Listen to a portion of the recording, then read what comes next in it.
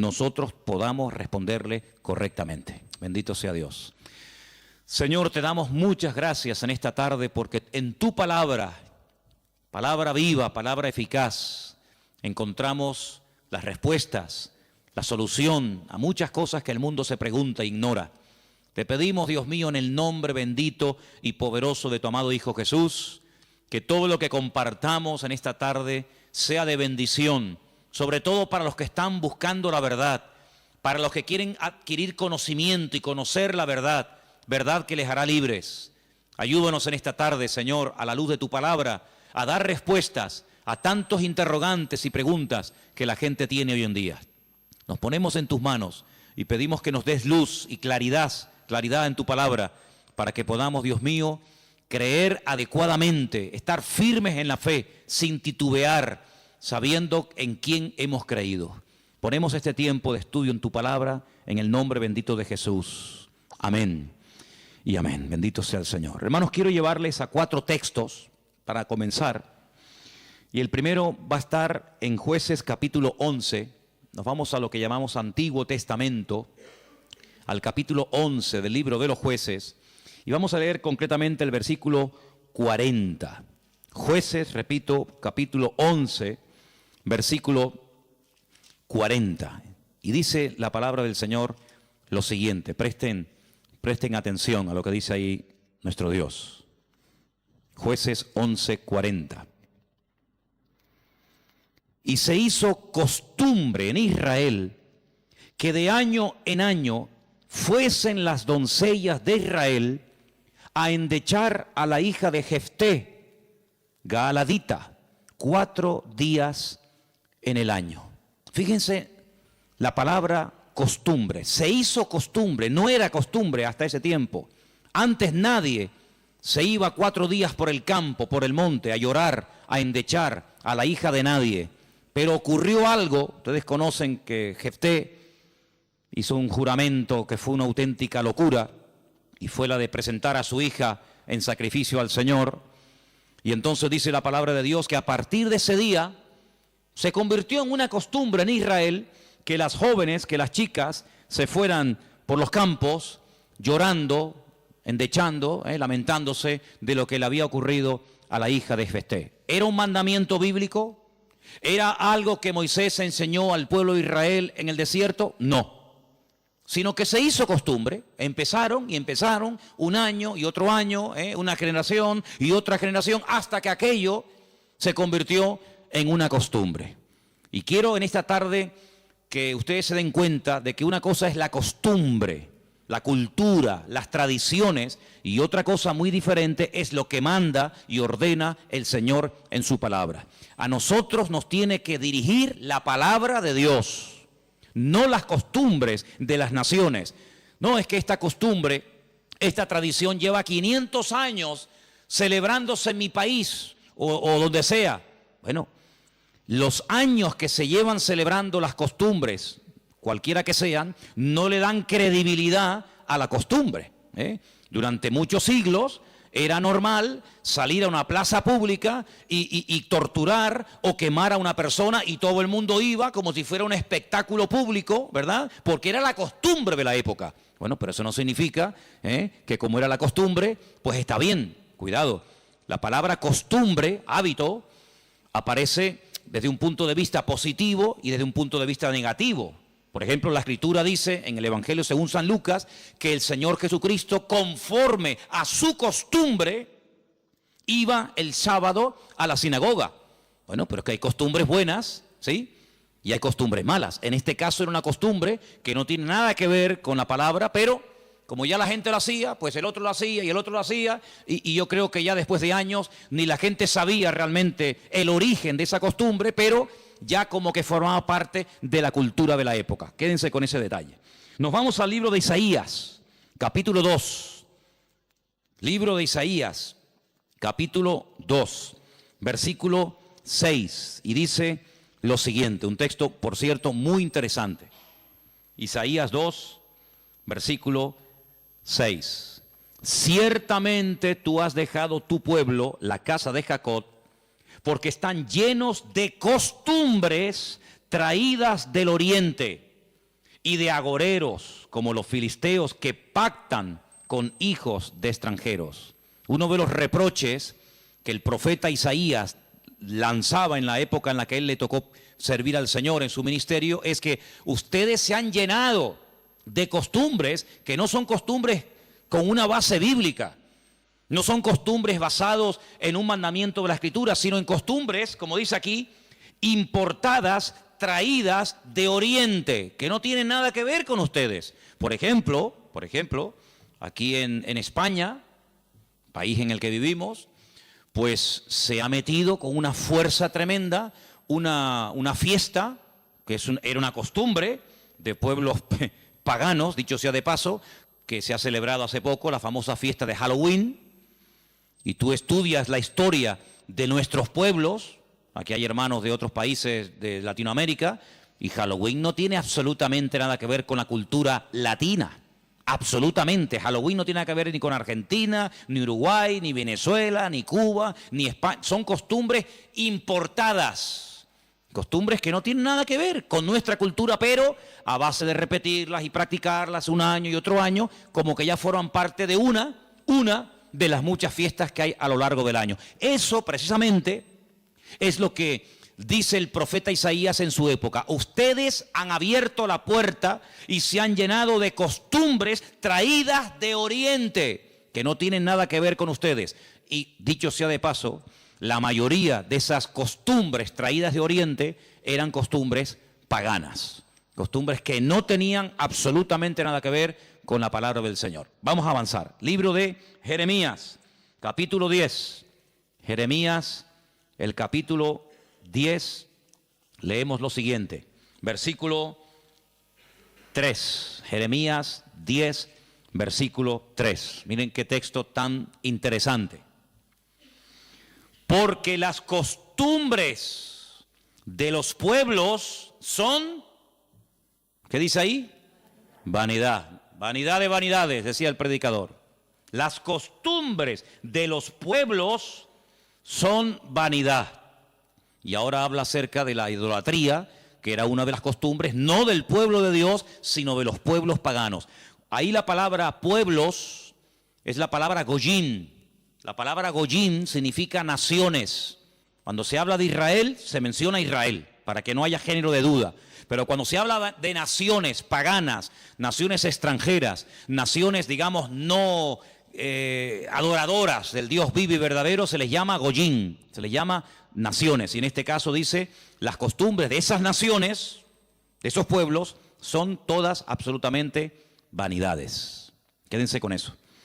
Vamos a leer un versículo en Ezequiel, profeta Ezequiel, un libro que no sé por qué no se suele leer mucho, pero tiene textos y historias muy interesantes. En el capítulo 11 de Ezequiel, el capítulo 12, dice así: sabréis que yo soy el Señor, porque no habéis andado en mis estatutos, ni habéis obedecido mis decretos, sino que según las costumbres de las naciones que os rodean, habéis hecho.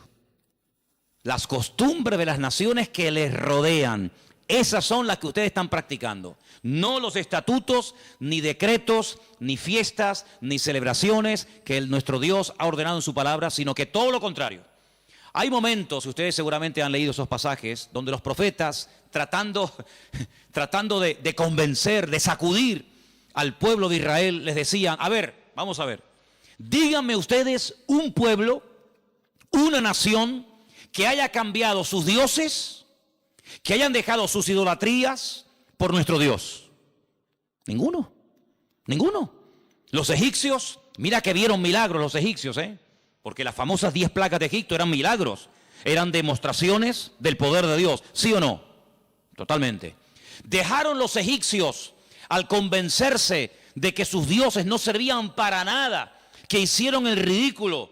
¿Dejaron los egipcios su idolatría para creer en el Dios de los hebreos, en el Dios de Moisés? ¿Sí o no? Para nada. Es más, cuando salen de Egipto, ¿qué hace el faraón? Vamos a perseguirlos, vamos a atraparlos y llevarlos otra vez a Egipto para que sean nuestra mano de obra. No se convirtieron, no se arrepintieron, Y mira que vieron la gloria de Dios, un río lleno de sangre. Bueno, eso es algo tremendo. Cruzaban la calle y allí la gente tenía luz y alegría y vida. Y a este lado, muerte, los animales se morían llenos de úlceras, llenos de llagas, miseria, pobreza, muerte. Oiga, aquí hay una diferencia. Esta gente pinta con sangre de cordero las puertas de la casa y no se muere nadie. Y nosotros, los poderosos egipcios, incluido el faraón, se mueren todos los primogénitos. ¿Te parece poca diferencia? Y así podríamos hablar de otra, ¿verdad? Se convirtieron, dejaron su idolatría por el Dios de Abraham, de Isaac y de Jacob. No. Daniel, en Babilonia, ¿cuántas veces vieron la gloria de Dios a aquella gente? Vieron a Daniel sobrevivir toda una noche y no ser atacado por los leones cuando lo metieron en el foso. ¿Se acuerdan, sí o no? Vieron a aquellos 3 jóvenes que les habían cambiado el nombre, que no se quemaron dentro del horno de fuego. ¿Cambiaron? ¿Recapacitaron? Ninguno. Dice, ¿cómo es posible que ustedes habéis podido comprobar que ninguna nación ha dejado sus dioses, su paganismo, para creer en nuestro Dios? Y sin embargo, ustedes sí lo han hecho. Dejaron al Dios vivo y verdadero para adorar a Moloch, a Milcón, a Astaroth, a Acera, a Baal. ¿Cómo puede ser eso? Pues eso fue lo que pasó. Ellos cambiaron al Dios verdadero por aquellos dioses. Y dice el profeta Ezequiel en este pasaje, todo eso que habéis hecho son las costumbres de las naciones que les rodean, pero ustedes en vez de influenciarles a ellos, que ellos se conviertan a ustedes, ha pasado todo lo contrario. Ustedes se han terminado convirtiendo a ellos. Han adoptado su forma de vivir, su forma de adorar, su forma de cantar, su forma de comportarse. Y esto es algo realmente increíble porque esto no ha pasado nunca, nunca en la historia de la humanidad. Una nación ha dejado el paganismo, ha renunciado 100% a toda esa mentira y ha abrazado la fe única y verdadera. Sin embargo, ustedes tenían al verdadero y lo han abandonado. Otros profetas utilizaban el término han adulterado, han sido infieles a vuestro Dios para adorar ¿a quién? Al Dios de las moscas, al Dios de los excrementos, como hay por ahí un Dios también en la Biblia que se llama el Dios de los excrementos, para adorar a las criaturas en vez de adorar al Creador. Increíble, increíble. Entonces, los profetas que hemos leído, Jeremías, Isaías, Ezequiel y también en el libro de Jueces, dicen que todo eso, esas costumbres son todas vanidades. Y entonces nosotros como creyentes, que hemos, como dice la Biblia, pasado de muerte a vida, cuando nos convertimos al Señor, cuando salimos de donde hemos salido cada uno, pues tenemos con el paso del tiempo que no solamente decirle al Señor, Dios mío, gracias por haberme salvado, gracias por haberme perdonado los pecados, sino que quiero también pedirte, quiero que me ilumines, porque a lo mejor de mi antigua vida, cuando yo no te conocía, cuando andaba en la ignorancia, cuando estaba en la idolatría, en las costumbres que practiqué yo y mi familia durante toda la vida, Señor, quiero que tú me ilumines, por si acaso todavía puede ser que en mi vida, en mi familia, en mi forma de hablar, de pensar, de vestirme, etcétera, etcétera, todavía quedar algo que no está bien, pero que como lo hace todo el mundo, pues no parece que sea tan malo. Porque si os dais cuenta, hermanos, hay cosas que se hacen hoy en día que están mal. Pero sin embargo, como las hace todo el mundo, no se ven mal. Por ejemplo, a mí una de las cosas que me llama la atención, cuando voy a lo mejor a algún supermercado, es que de un tiempo a esta parte, en la parte donde está todo lo que es los puros y los cigarrillos y todo esto, es increíble. ¿Os habéis dado cuenta lo que ponen como advertencia en las cajas de cigarrillos? El cigarrillo mata, el cigarrillo produce enfermedades pulmonares, cáncer y esto y lo otro. Pero ¿quién hoy en día iría por la calle poniéndole una multa a una persona por fumar? Nadie. ¿Por qué? Porque como lo hace todo el mundo, ya forma parte de una vida normal, pues no se ve tan mal. Pero cuidado, el que lo haga mucha gente no significa de que esté bien, ¿sí o no? Entonces puede ser que a lo mejor algunos de ustedes en algún momento se ha sentido, perdonen la expresión, como un bicho raro en su puesto de trabajo, con los amigos, con la familia, con los vecinos, ¿sí o no? Porque resulta que todo el mundo ve bien, pues ciertas y determinadas cosas que cuando vamos al manual, cuando vamos a la palabra de Dios, resulta que no solamente están mal, sino que incluso son pecado y abominación ante los ojos de Dios. Vaya usted a una manifestación de miles y miles y miles de personas a favor del aborto y párese en esa marcha y diga que el aborto es un crimen, que es un asesinato y que eso es una abominación delante de Dios. ¿Lo matan? ¿Sí o no? ¿Lo matan? Párese usted en una manifestación donde están llevando a una virgen, a un patrón, a un santo y diga, ¿pero qué estáis haciendo? Si nuestro Dios prohíbe todo esto, si eso es abominación delante de nuestro Dios, si en la base mínima, que son los 10 mandamientos, ya se prohíbe categóricamente todo esto, ¿te matan? ¿Por qué? Porque es que esto se ha practicado. Y claro, después ves ahí al alcalde, y ves al teniente alcalde, y ves al concejal de no sé qué, y ves a fulanito de tal, y incluso al rey, y ves a la reina, y ves a la... Entonces parece que como que no está tan mal, porque lo practica mucha gente. Y quiero decirte, querido hermano, que en algún momento de tu vida puede ser que tú te sientas como que vas contra corriente. Como que la gente, como que no te entiende, y como que tú estás en otra frecuencia, en otra onda, y es como algo imposible de que lleguen a un entendimiento. Pero al fin y al cabo yo pregunto, hermanos, ¿nosotros a quién tenemos que agradar? ¿A quién tiene que agradar usted? ¿A nuestro Dios, sí o no? Bueno, pues si por agradar a Dios me pongo en contra de la familia, ¿estás dispuesto a pagar el precio? ¿Para qué te vas a bautizar? Con la edad que tú tienes. Si a ti ya te bautizaron tus padres cuando eras pequeñita, no lo pueden entender. Pero saben, hermanos, nosotros, repito, primero a quien tenemos que rendir cuentas a nuestro Dios. Y en segundo lugar, tarde o temprano, como dije el domingo pasado, la fe. Y cuando hablo de la fe, yo no me refiero solamente a la creencia, sino me refiero, cuando hablo de la fe, también aglutino nuestro estilo de vida. Porque nuestra fe es un estilo de vida. Somos diferentes, ¿sí o no? Somos diferentes. Somos diferentes a la hora de hablar, a la hora de pensar, a la hora de reaccionar ante una situación. Somos diferentes, lo queramos reconocer o no, somos gente diferente. Eso incluye también el concepto fe. No solamente que creo en un Dios, en un cielo, en un infierno, en la Biblia como palabra de Dios, sino que la fe me lleva a una serie de cambios. Bueno, pues en ese paquete de mi estilo de vida, yo tengo que pararme y decir, ¿lo que estamos haciendo forma parte de una base bíblica o de costumbres que se han ido traspasando de padres a hijos, de generación en generación? Y yo, como he formado parte toda la vida, evidentemente, de este sistema de vida del mundo, pues las he incorporado como algo normal, pero nunca me paré a preguntarme si lo que yo estaba practicando, si lo que yo estaba creyendo era de Dios o era algo totalmente antibíblico. ¿Quién te convenció a ti? ¿Cuándo te diste cuenta de que adorar imágenes no era de Dios? Algunos de ustedes lo hicieron toda la vida. Pero llegó un momento en el que dijiste, esto no es de Dios, ¿sí o no? El que fue ladrón, el que fue drogadicto, el que practicó la prostitución o cualquier otro pecado. Hay un momento en la vida en el que a la luz de la Escritura, oyendo los mensajes, las predicaciones, leyendo la Biblia, el Espíritu, ¡pam!, te golpeó, ¿sí o no? Te tocó y dijiste, que vaya, no puedo seguir por este camino.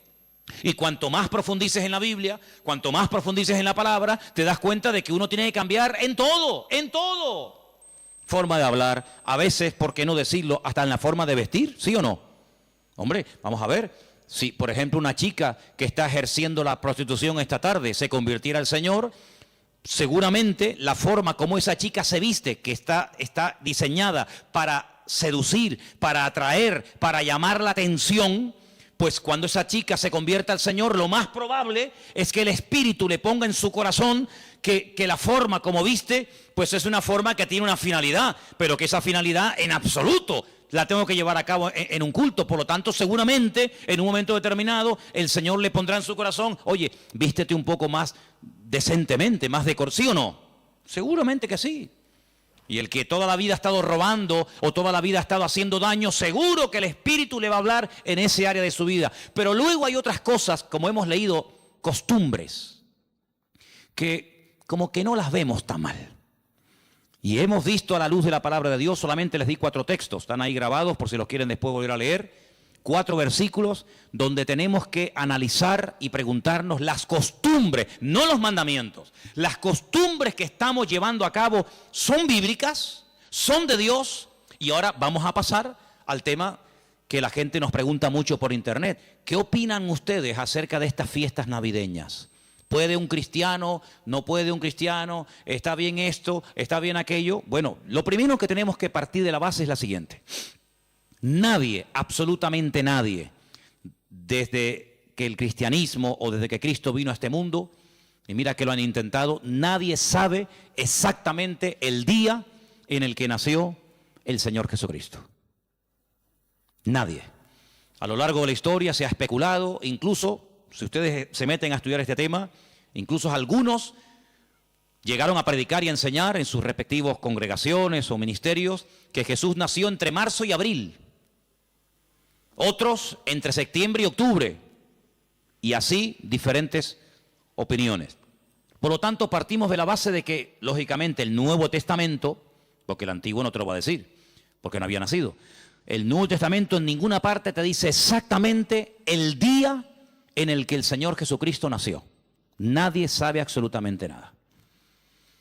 Sí sabemos que murió en una época en la que los judíos estaban celebrando una fiesta llamada la Pascua.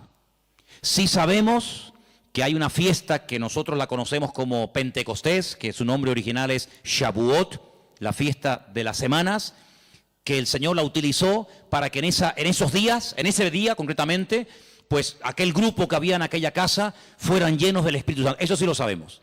También podemos saber con exactitud que el Señor Jesucristo, la noche que fue entregado y en ese lapsus de entre una hora y otra, y fue a ser crucificado, se estaba celebrando la fiesta de los panes sin levaduras que se unía a la de la Pascua. Todo eso está clarísimo. Y sabemos pues cuándo hay que celebrar la fiesta de la Pascua y la fiesta de Pentecostés y la fiesta de los tabernáculos. Todo eso lo sabemos porque está estipulado en la Biblia. Y te dice, contarás desde tal día a tanta semana. ¡Pum! Y eso es matemático. Pero en cuanto al nacimiento de Cristo, la Biblia no nos da ninguna información exacta de cuándo nació. ¿Por qué? Porque en nuestra concepción, entre comillas, cristiana, cometemos un gravísimo error. Y es que Jesucristo nació en un contexto judío, no en un contexto cristiano. Jesús nunca fue a ninguna iglesia evangélica, él toda la vida fue a sinagogas. Jesús nunca practicó costumbres cristianas. Las costumbres que él practicó, y su padre y su madre y sus antepasados, eran costumbres judías, ¿verdad? Por lo tanto, para nosotros se comienza a contar desde el nacimiento del niño y dice, bueno, el niño nació el 2 de octubre. Pues al año que viene, el día 2 de octubre, el niño cumple un añito. ¿Sí o no? En la mentalidad judía no se cuenta el tiempo así. En la mentalidad judía, en el momento en el que la mujer sabe que está embarazada, en el que la mujer sabe perfectamente que sí o sí está embarazada, ahí se empieza a contar. No a partir del nacimiento a los 9 meses, ¿me entendéis? Por lo tanto, ya empezamos mal. Es como, por ejemplo, cuando nosotros decimos, bueno, ahora mismo aquí en Tenerife tenemos las 8 en punto de la noche. A las 12:01 será día viernes. Eso según nuestro calendario, según nuestra cultura, según la Biblia, ya es viernes. ¿Por qué? Porque en cuanto cae el sol y ya se puede ver, aunque sea una sola estrella en el firmamento, automáticamente ya estamos al día siguiente. Entonces dice, entonces todos al revés. Bueno, hay que saber estas cosas. Nuestro calendario gregoriano, inventado, mandado a hacer por un papa, tiene 365 días. El calendario bíblico tiene 360 días. Otro dato a tener en cuenta. ¿Qué te parece? Y así podríamos contar cantidad de detalles que cuando uno va a la palabra, uno tiene que conocerlos. Porque si no ya estás partiendo equivocadamente.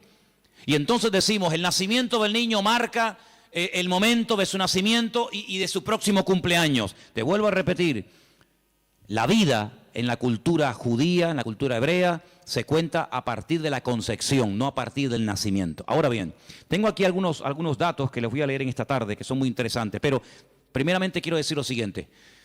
No sabemos la fecha exacta del nacimiento de Cristo. No hay ni un solo ejemplo, ni uno solo. Si alguien sabe de alguno, por favor que lo diga ahora, o calle para siempre.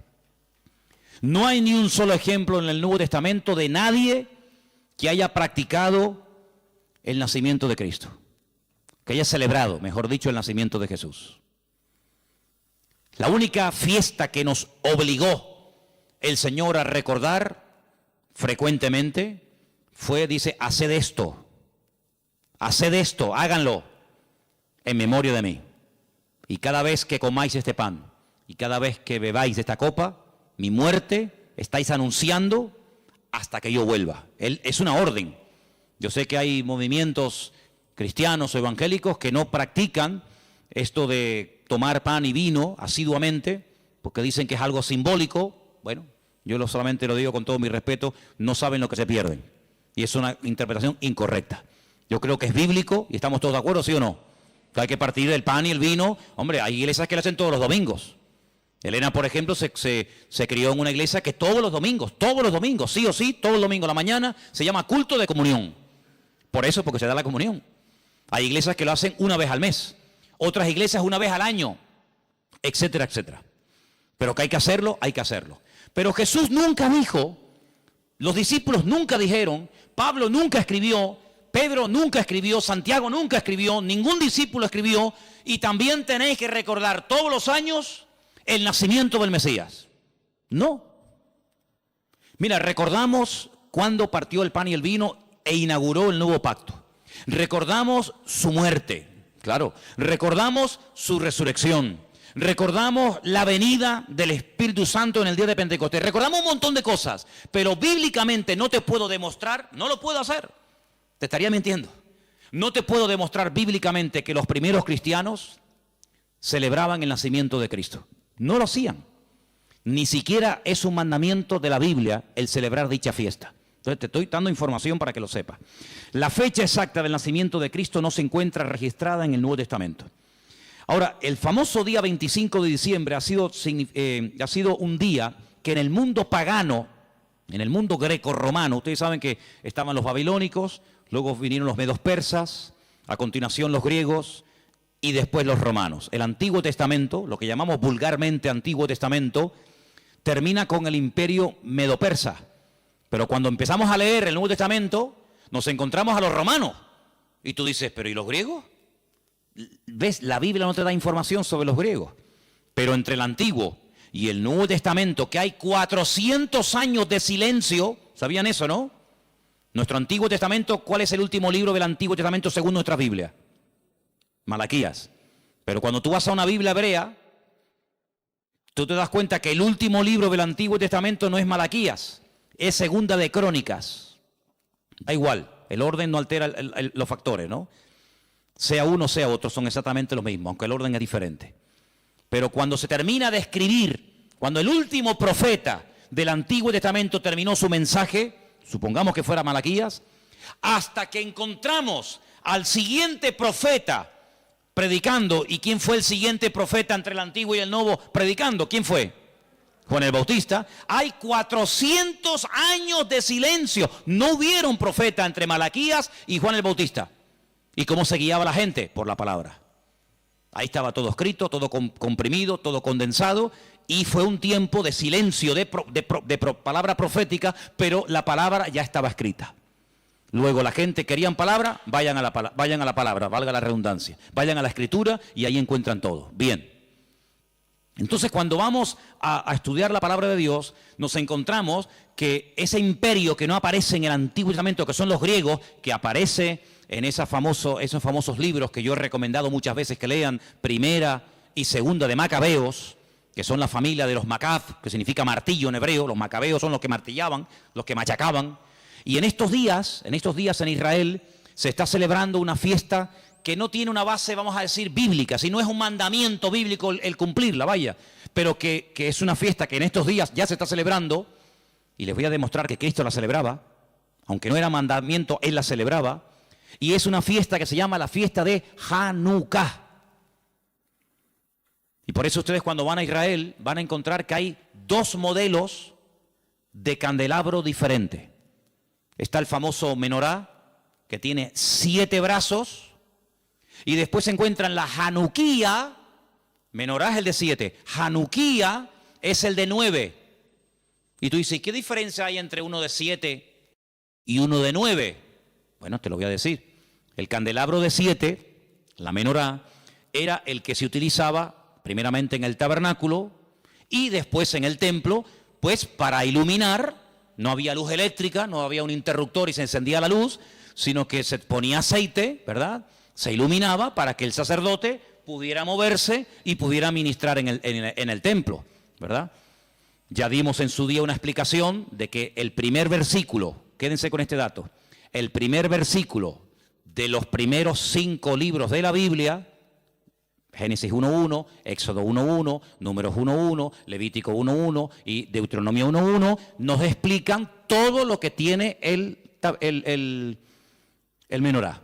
¿Cuántas palabras tiene en hebreo el primer versículo de Génesis?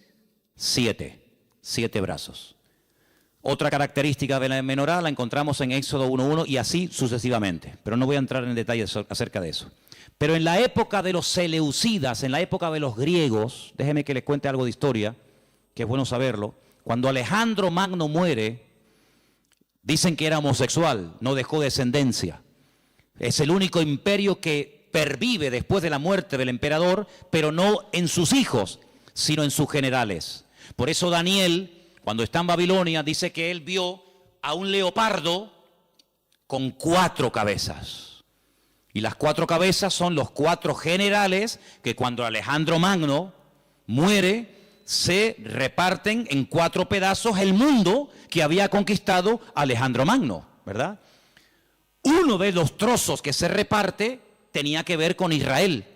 Y allí estaba el famoso Antíoco Epifanes, que era terrible, terrible. Ese fue el que se atrevió a meter a un cerdo dentro del lugar santísimo y sacrificarlo y de esa manera, humillar y avergonzar a Dios y en fin, tantas cosas, ¿no? Esa es la famosa abominación desoladora, la profanación del lugar santísimo. En esa época de los griegos había una familia compuesta por una serie de hermanos que se propusieron restaurar la vida política y espiritual de Israel. Los griegos dominaban, el templo lo habían convertido en un gimnasio, habían impedido los sacrificios y aquello era un desastre. Esta familia se levanta, primero un hijo, después el otro hermano, todos murieron como mártires, es una historia tremenda.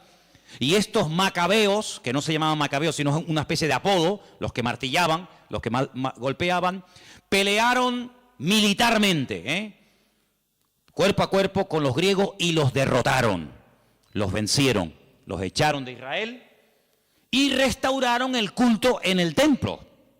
Pero resulta que el aceite que se utilizaba para las lámparas del candelabro, en este caso de la menorá, no llegaba, porque lleva un proceso y se tarda un tiempo en elaborar ese aceite específico para la menorá.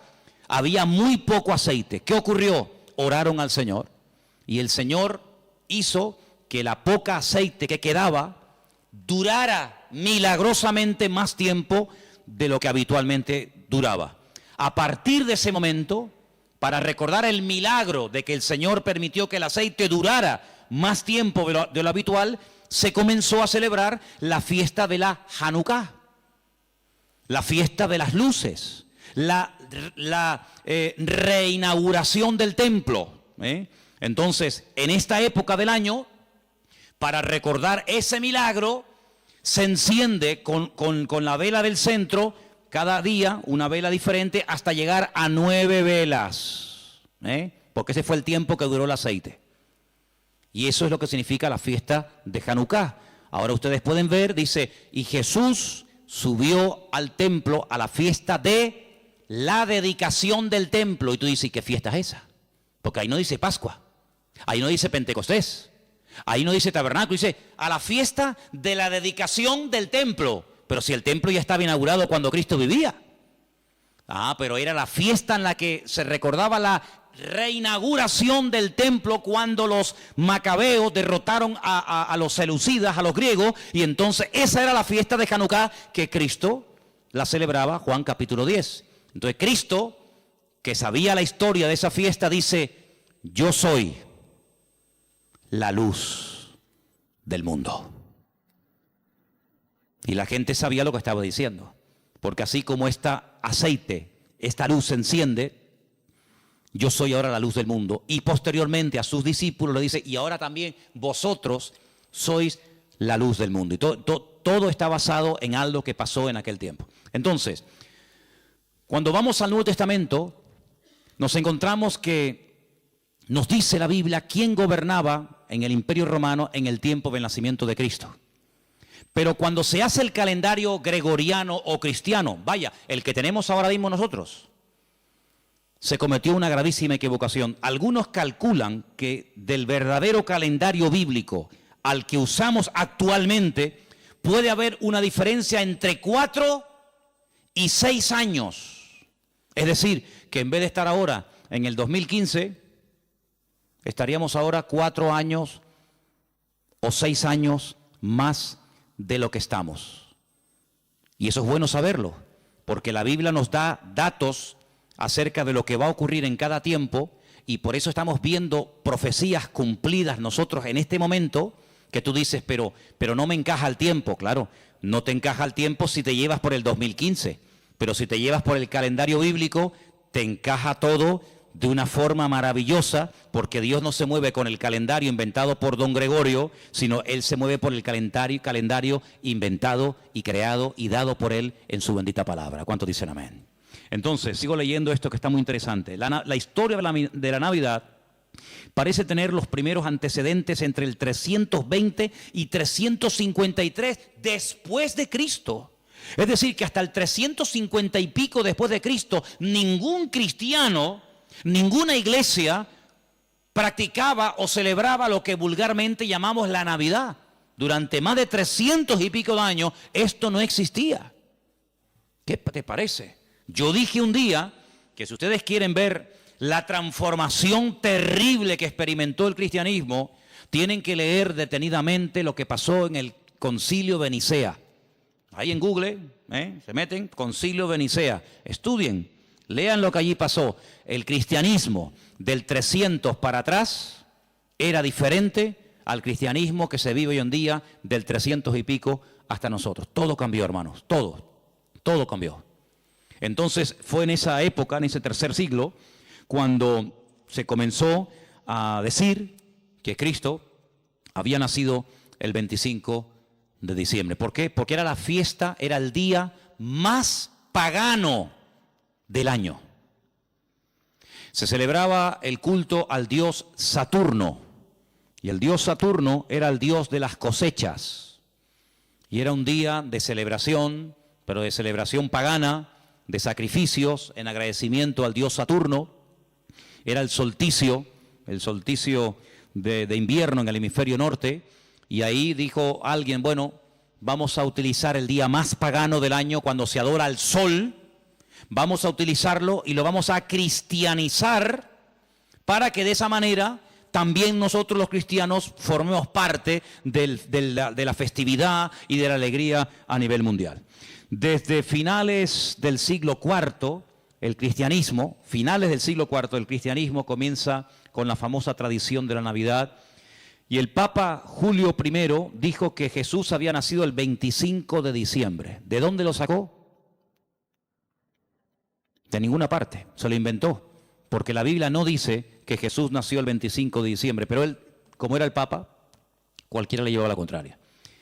Era el día en el que se celebraba, como acabo de decir, el solsticio de invierno en la antigüedad, y era el día en el que las costumbres y las tradiciones heredadas, las costumbres y mitos y leyendas más aberrantes se llevaba a cabo, y entonces se utilizó para que la gente supiera que también Cristo había nacido en esa época, y de alguna manera pues utilizar el paganismo, utilizar las festividades, pues para decir, bueno, Cristo también nació en esta época, ¿no? En el año 540, un monje llamado Dionisio, cuyo apodo era el Exiguo, en el cálculo de las fechas propició la fijación de una fecha errónea en cuanto al nacimiento de Cristo. El error incluso hasta en el año, porque se cree que Jesús nació 4 o 6 años antes de lo que realmente esta gente decía.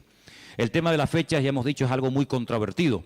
Pero al final se llegó a la conclusión de que Cristo había nacido en esa época y los cristianos comenzaron a practicarlo como parte de la cultura o de la tradición.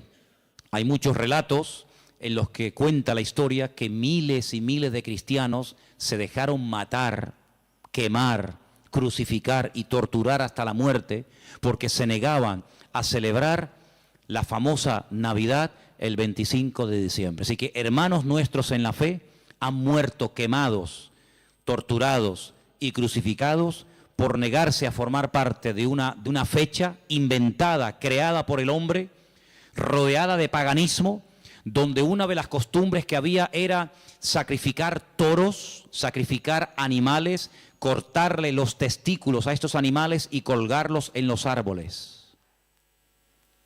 De ahí viene la famosa costumbre de colgar bolitas en los árboles, de la costumbre pagana de aquellos degenerados griegos y romanos que hacían este tipo de ofrendas y de sacrificios a sus dioses, y de ahí pasó. Luego se prendía fuego al árbol, pero claro, prender fuego al árbol, pues en una casa particular es una temeridad, y entonces a alguien con el paso del tiempo se le ocurrió ponerle un montón de luces para que represente aquel fuego, que evidentemente no se puede hacer hoy en día por sentido común, pero entre las bolitas y el fuego que se pone, las luces que se pone, pues es lo más parecido a aquellas bolitas que se ponían colgadas en los árboles, y al mismo tiempo las luces representan el fuego, que por cuestiones obvias no se pueden poner hoy en día.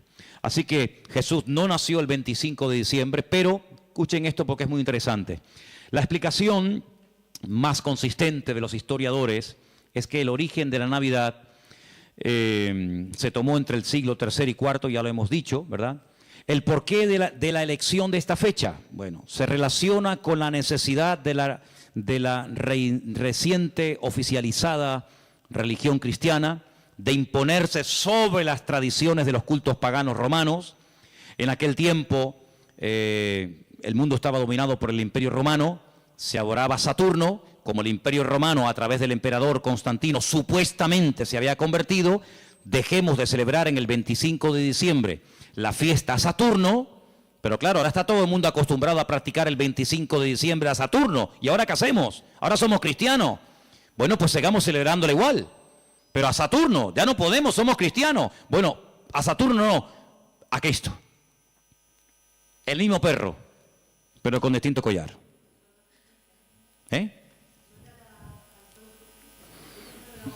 Adoraban al sol.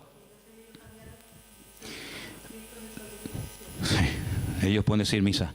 Los papas eligieron el 25 de diciembre como día del nacimiento de Jesús, como una estrategia para el proceso de expansión del cristianismo, en el que sistemáticamente se buscó absorber y fusionar toda celebración de ritos paganos con las nuevas creencias o fe de los cristianos. Por lo tanto, bíblicamente, si alguien te para en la calle y te dice que la fiesta de la Navidad, que se suele celebrar el 25 de diciembre, tiene un trasfondo pagano, no se te ocurra llevarle la contraria ni decirle que no es así, porque vas a ser el más rotundo ridículo. Efectivamente, el día 25 de diciembre era una fiesta, la fiesta más pagana en todas las culturas del Imperio Romano, donde se hacían auténticas barbaridades, sacrificios humanos, sacrificios de animales, ofrendas brutales de sangre, etcétera, etcétera.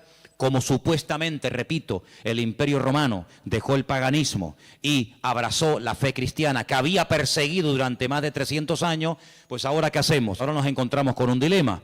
Bueno, lo solucionamos fácilmente. Seguimos manteniendo el día, seguimos manteniendo las costumbres de dicho día, ¿vale? Seguimos celebrando todo exactamente igual, pero en vez de a Saturno, en vez de a divinidades falsas, pues la celebramos a Dios, y total, aquí no ha pasado absolutamente nada. A base de repetir, y de repetir y de practicar, un siglo, una generación, otra generación. Nos hemos puesto hoy en día en el año 2015, aparentemente después de la era cristiana, y resulta que hemos abrazado unas costumbres y unas prácticas que nosotros no lo hacemos con ninguna mala intención, ¿no? Nosotros no lo hacemos porque creemos en el paganismo, ni mucho menos, pero sin darnos cuenta estamos practicando y celebrando y haciendo cosas que tienen un trasfondo totalmente pagano, pero después queremos que los paganos cambien cuando los paganos lo que han hecho es que nos han cambiado a nosotros.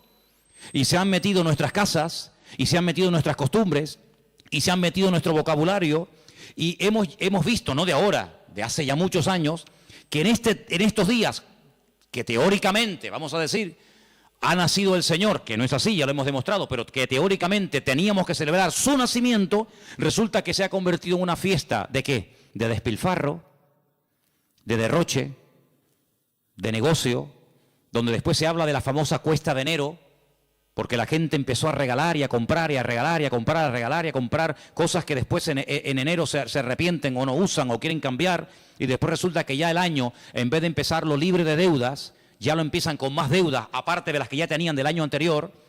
¿Por qué? Porque la fiesta así lo requiere. Porque si no le regalamos al abuelito, y si no le regalamos nada al niño, y si no le regalamos nada a la abuelita, o al tío, o al papá, o al sobrino, pues como que es una falta de educación, y como que falta el amor en la familia, y como que todos nos hemos vuelto locos, y nos hemos fanatizado, porque ahora somos cristianos. No, mi hermano, aquí no nos hemos vuelto locos, sino que ¿sabe lo que pasa? Que el conocimiento confronta. Y el conocimiento compromete. Por eso hay gente que dice, yo prefiero no saber nada y seguir en la ignorancia. Pero ¿sabes qué? Cuando estamos en Cristo, estamos obligados, estamos comprometidos con la verdad. Y la verdad nos hará libres en la medida, no es como un botón, la verdad os hará libres. Eso no cuesta nada decirlo. La verdad nos hará libres siempre y cuando interioricemos y practiquemos la verdad. Porque yo puedo conocer la verdad, pero la verdad, si no la vivo, si no me la aplico, si no la practico y si no la interiorizo, la verdad simplemente no hace absolutamente nada. No es como un amuleto. ¿Cuánta gente ha comprado antaño la Biblia? ¿Cuántos hogares tenían un pedazo de Biblia enorme y la tenían ahí en la estantería? ¿Por qué? Porque, hombre, es la palabra de Dios. Pero es que la palabra de Dios no es un amuleto. No es como el que pone una herradura. No es como el que pone una ristra de ajos. No es como el que recurre a un amuleto, que los hay en todas las religiones. Los judíos también tienen un montón de amuletos, ¿eh? No se pueden ustedes imaginar. La famosa segulá y tantos amuletos creados y diseñados y vendidos y bendecidos por los rabinos para protección del mal de ojo, para protección de no sé qué, para protección de los malos espíritus. En todas las religiones siempre ha habido amuletos, pero la verdad, la Biblia no es un amuleto, es un estilo de vida que nos lleva a comprometernos y nos lleva a decir, Señor, perdóname. Porque he estado creyendo y practicando y encima enseñando y transmitiendo una mentira, creyendo que es una verdad. Y no hay nada peor que creer que algo de mentira es una verdad y yo la practico en mi vida. Hermanos, en estos días, generalmente en todas las iglesias, incluido esta, suele ocurrir algo muy común. Y es que, por ejemplo, lo notamos, ¿no? Y no que llevemos un control excesivo del tema, pero les cuento la realidad. Muchísimos creyentes se gastan el dinero que tienen y el que no tienen y se olvidan muchas veces de lo que tenían que haber apoyado con su dinero a la obra de Dios. ¿Por qué? Porque hay que comprar regalos a todo quisque y hay que tirar la casa por la ventana. Y si nos vamos a la noche a la cama sin tener toda la mesa llena de comida, como que no hemos celebrado Navidad. Y yo pregunto, imaginémonos por un instante, que no es así, pero trabajemos con la hipótesis. Bueno, vale, nació el 25 de diciembre, vale, perfecto. Si realmente nació el 25 de diciembre, ¿a quién tendríamos que celebrar la fiesta? Me imagino que al Señor. Pero nosotros somos tan listos que nos hacemos la fiesta para nosotros. Y tendríamos que traerle regalos a Él. ¿Cómo? Bueno, pues ¿qué le hace falta a la iglesia? Pintarla. Yo regalo este año la pintura. Si el cumpleaños del Señor y esta es la casa del Señor, ¿qué le hace falta a la iglesia? Más sillas, yo las regalo. Pero no hacemos regalos al que cumple años. teóricamente, sino que nos hacemos regalos a nosotros. A papá, a mamá, al tío, al sobrino. Y yo digo, bueno, ¿el cumpleaños de quién es? ¿Tuyo o es el del Señor? Porque si es el del Señor, al que menos le hemos regalado ha sido a Él. Resulta que nos hemos regalado a nosotros y tenemos, los que tengan, ¿no?, el árbol lleno de docenas de juguetes y docenas de regalos, y tú dices, ¿y el regalo del Señor dónde está? Porque la iglesia no puede sufrir en estos tiempos, en este mes de diciembre, porque teóricamente sería el mes de más abundancia, ¿sí o no? Tendría que ser el mes en el que sobraran Biblias, sobraran sillas, sobrara de todo, porque es el día especial del Señor. Pues ¿saben qué? Suele ocurrir generalmente todo lo contrario. Es cuando tal vez menos nos acordamos del Señor.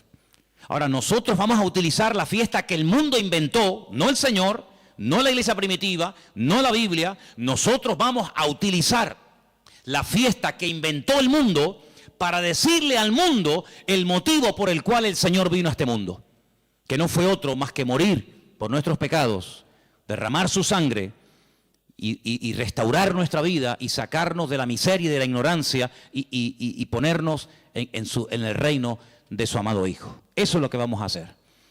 El mundo que celebre lo que quiera. No es un tiempo para derroches, ni despilfarros, ni borracheras. No es un tiempo para trasnochar y tirar la casa por la ventana y parece que si no le regalo un suéter o un pantalón o una camisa, fulano se enfada y me mira, pues que me mire como quiera. Pero no es un tiempo para nosotros. Tendría que ser en todo caso un tiempo de más oración, de más compromiso, de más reuniones, de más entrega. Tendría que ser eso si verdaderamente nació en esta época. Tendría que ser eso, pero lamentablemente vemos que no lo es. Y entonces, amados hermanos, resumiendo un poco todo esto, ¿qué vamos a hacer nosotros? Vamos a decirle al mundo, claro, nosotros creemos que Él vino. ¿Cómo no lo vamos a creer? Nosotros creemos que Él nació y que Él vivió en esta vida y que Él murió y que Él resucitó y que digan lo que quieran, pero vino con propósito, vino con un objetivo, no vino para entretenernos, no vino para que ahora en diciembre tiremos la casa por la ventana, luego en abril, marzo, abril, volvamos a recordar toda la tragedia de la sangre, de la muerte, de Pilato, de la crucifixión, de la tumba, de los latigazos, etcétera, etcétera, y el resto del año. No, hermano, no vamos a dejarle al mundo que nos diga cuándo y dónde tenemos que celebrar lo que tendríamos o no que celebrar. ¿Qué es lo que tenemos que celebrar? Lo que dice la Biblia. Haced esto en memoria de mí. Ahí tienes ya un ejemplo. Si dice el Señor, nos dice el Señor, haced, cumplid con esto en memoria de mí. Bueno, ahí tenemos una obligación, pero en ninguna parte mi Señor, nuestro Señor, ni a ti ni a mí nos dice, y una vez al año recuerden que el 25 de diciembre yo nací, porque dicho sea de paso, cuando Cristo nació, la palabra diciembre ni existía, porque ni ese mes existía cuando el Señor Jesucristo nació, sino que estamos hablando de términos y de palabras creadas, diseñadas e inventadas por los hombres. Y quiero que este año sea diferente. Debe ser diferente este año en nuestras casas. Lo dije hace mucho tiempo, cuando pongamos la mesa y nos juntemos los hermanos, los amigos, los familiares, etcétera, pongan en la mesa un cubierto como si Él estuviera sentado en la mesa con nosotros. Para que cuando venga un inconverso te diga, oye, ¿y ahí no se va a sentar nadie? Sí, ahí está sentado esta noche el Señor con nosotros. ¿Y eso? Sí. Porque queremos que el Señor esté sentado en nuestra mesa. Porque si el Señor no está sentado en esta mesa, ¿qué rayo estamos celebrando nosotros aquí esta noche? ¿Qué estamos celebrando? ¿Un banquete? ¿Qué estamos celebrando? Si el Señor no está sentado en esta mesa, ¿qué hacemos aquí tú y yo? Es una cena normal y corriente como cualquier otra, pero queremos invitar al Señor a nuestra casa. Queremos que coma con nosotros, que viva con nosotros, que duerma con nosotros, que entre con nosotros, que salga con nosotros. Nuestra vida no gira en torno a fiestas, porque nuestra fiesta se llama Cristo. Y nuestra fiesta desde el 1 de enero hasta el 31 de diciembre. ¿Cuántos dicen amén? No tenemos que decir, ahora el nacimiento, ahora la muerte. Todos los días yo recuerdo que Cristo vino a este mundo a morir por mí. ¿Sí o no? Todos los días yo recuerdo que Él murió por mí en la cruz. Todos los días, no solamente el domingo de resurrección, allí en el Parque La Granja. Yo todos los días recuerdo que el Señor resucitó al tercer día. Yo todos los días recuerdo que Él está vivo. No tengo que decir, bueno, ahora esto. Ahora, ¿quién nos marca a nosotros el calendario? Lamentablemente, ¿sabe quién nos marca el calendario? El mundo. El mundo se ha metido en la cultura de tal manera que dicen, no, ahora carnavales, ahora Halloween, ahora Semana Santa, ahora la Ascensión de María, ahora el Puente de la Constitución, y le hemos dejado al mundo que nos organice el tiempo y nos diga incluso cómo tenemos que comportarnos en cada época del año. Claro, nosotros gracias al Señor somos cristianos y muchas de esas cosas ya no las hacemos, pero el que es mundano, el que no es cristiano, dice, carnavales, ¿me tengo que disfrazar? ¿Me tengo que disfrazar? ¿Por qué? Porque el mundo dice que ahora es cuando yo me tengo que hacer de disfrazar y hacer el idiota durante una semana o 15 días. Pero luego no, ahora dice, no, ahora viene la cuaresma. Ahora viene la resignación, el perdón, la ceniza, no sé qué, no sé cuánto. No, ahora viene la Semana Santa, no, ahora viene no sé qué. Y le hemos dejado al mundo que organice nuestro tiempo y nuestro estilo de vida. Nuestro tiempo y nuestro estilo de vida, ya lo dijo el Señor cómo tiene que ser. Si a alguien le interesa, aquí lo tienen. Señor, ¿qué tengo que celebrar en marzo? Señor, ¿qué tengo que hacer en diciembre? ¿Qué tengo que hacer cada día de la semana? Aquí está el manual. No le dejemos al mundo que nos organice, porque mira, yo me acuerdo que hace años, y termino, en España no se celebraba Halloween. ¿Cuánto tiempo lleva esta fiesta entre nosotros más o menos? ¿Alguien más o menos sabe? 8 años. Bueno, 8 años. Y nosotros ya tenemos una edad. Luego, durante muchos años de nuestra vida, esta fiesta en España no se celebraba. Íbamos a un centro comercial en esta época de noviembre, creo que se celebra esta fiesta terrible, y no había ninguna calabaza, no había ninguna cosa de terror. ¿Por qué? Porque esta fiesta no se había introducido. Pero mira cómo la metieron. Mira cómo la metieron, amigos. Y el otro día, el Black Friday. Ya nos metieron otra. Y en enero, ahora y el mundo tiene, hermano, lo tiene tan claro, el diablo tiene tan claro los objetivos que dice, mira, a la gente le gusta varias cosas. Comer bien, vestir bien, vivir bien y divertirse. Perfecto. Como no quieren ser guiados por el camino de la palabra, como no quieren ser guiados por el camino de Cristo, sino quieren seguir por el camino del relajo, por el camino de despilfarro, pues yo le voy a dar. Y el diablo le da a la gente lo que quiere. ¿Quieres carnaval? Toma carnaval. Y tú dices, ¿cómo puede ser que un país que ha estado años en crisis llegue la fiesta del carnaval y no haya pagas para gente que no tiene nada y que están en el paro y que no tienen los pobrecitos nada? Y resulta que ayuntamientos den subvenciones de miles y de miles de euros a personas para que tiren la casa por la ventana durante una semana o durante un mes. ¿Cómo es posible? Es que el pueblo quiere eso. El pueblo quiere eso. En el pueblo de Tordesillas, en la provincia de Valladolid, la tradición del toro de la Vega. ¿Quién no ha oído esa barbaridad? Cogen un toro bravo, lo sueltan al campo y miles y miles y miles y miles de personas lo rodean, lo pinchan, lo clavan, lo torturan. Cuando ya el animal está reventado que no puede más, llega uno, rácate, le clava una lanza, lo montan en un caballo, lo llevan al pueblo y es el héroe, porque este año ha matado el toro de la Vega. Cuando van allí la gente a protestar en contra de esta fiesta, cuando han ido ecologistas o personas que dicen, oye, pero ¿cómo puede ser esto? Los han sacado del pueblo a patadas, los han apedreado. Y cuando los periodistas pueden acercarse a uno de aquellos fanáticos, ¿saben lo que les dice? Nunca dejaremos de celebrar esta fiesta en nuestro pueblo, porque esta es una tradición que hemos tenido en nuestra tierra de toda la vida. Y es como si la tradición impera por encima de la razón. Primero la tradición, luego la razón. Primero la tradición y luego todo lo demás. Pero vamos a ver, pero como creyentes vamos a entrar en ese juego. Hermanos, muchos de ustedes cuando entraban al agua y se iban a bañar no se persignaban. O cuando pasaban por una cruz no se persignaban. O cuando pasaba un coche fúnebre no se persignaban. ¿Lo siguen haciendo? ¿A que no? Pero si lo hicimos toda la vida. Pero ya no. Ya no. Porque hemos entendido de que hemos pasado de muerte a vida. Pero sigamos pasando de muerte a vida. No nos quedemos en mitad de camino. No digamos, ya no adoro a esto, ya no adoro a aquello, ya no adoro a esto, ya no hago tal. Pero alguna cosita me queda. Me queda esto y bueno, total son unos días. Hermanos, sigamos avanzando. Ese fue el gran error de Israel. Entró, conquistó cuatro cachitos de tierra. No, toda la tierra tenés que conquistar. No, Jericó, un poquito por aquí, un poquito por allá. Sí, pero escucha, es que allí viven los filisteos. Ah, bueno, no importa. Y allí viven los amorreos. Y allí viven los no sé qué. Total, tenemos ya 4 casitas, nuestras vaquitas, nuestras ovejas, nuestras gallinitas. No, hijo, tienes que conquistar toda la tierra, porque si no los conquistas, ellos mañana se vuelven contra ti y te van a conquistar. Y en la vida cristiana no es conquistar el tabaco, la droga, la prostitución, la mentira, no sé, el soborno, no sé qué y no sé cuánto. Bueno, ya estos días ya están vencidos. Gloria a Dios. Pero ven para acá. ¿Y esto? ¿Y esto? ¿Horóscopo? ¿Cómo? ¿Sí, horóscopo? Ay, amigo. No, pero es que ya no fumo, ¿no? Que no estoy hablando de eso. Eso ya está. Todavía tienes un poquito de horóscopo. Un poquito ahí de no sé qué. ¿Esto cuándo lo vas a conquistar? Lo que has conquistado no es excusa para no seguir conquistando lo que te falta. Es más, si has conquistado y superado cosas tremendas, te tienes que agarrar a eso y decir, Señor, como tú me ayudaste a conquistar y a vencer esto, que para mí era algo grande, importante, agárrate a eso y sigue practicando cosas. Porque yo te voy a decir una cosa. Cuando el Señor llamó a Gedeón, ¿se acuerdan? Llamó a Gedeón y le dice, mira, ven para acá.